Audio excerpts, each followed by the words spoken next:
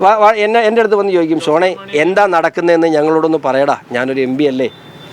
എൻ്റെ അടുത്ത് വന്ന് ചോദിക്കും, ഞാൻ ഇന്ന കാര്യങ്ങൾ നടക്കുന്നു, ഇന്ന കാര്യങ്ങൾ ഞങ്ങൾ ചെയ്യുന്നു.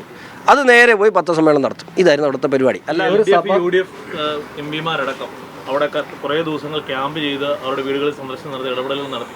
ഏറ്റവും ഒടുവിൽ നിങ്ങൾ പുതിയതായി BJP നേതൃത്വത്തിലേക്ക് വന്ന ആളുകളെത്തി അത് ഹൈജാക്ക് ചെയ്തു എന്ന തരത്തിലുള്ള ഒരു പ്രയോഗവും പദപ്രയോഗവും സോഷ്യൽ മീഡിയയിൽ കിടന്ന് കറങ്ങുന്നുണ്ട്. അതൊക്കെ ശ്രദ്ധിക്കുന്നുണ്ടോ?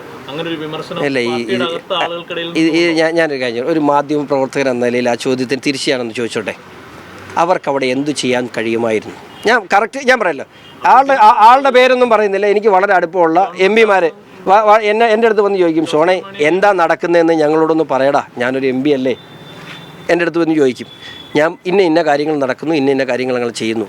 അത് നേരെ പോയി പത്രസമ്മേളനം നടത്തും. ഇതായിരുന്നു അവിടുത്തെ പരിപാടി. അല്ലാതെ അവിടെ വന്ന് ഇതിൻ്റെ പിതൃത്വം ഏറ്റെടുക്കാൻ ശ്രമിച്ചതല്ലാതെ അവരാരെങ്കിലും വിചാരിച്ചാൽ അവിടെ എന്തെങ്കിലും നടക്കുമെന്ന് നിങ്ങൾ വിശ്വസിക്കുന്നുണ്ടെങ്കിൽ എനിക്കതിനകത്ത് മറുപടിയില്ല.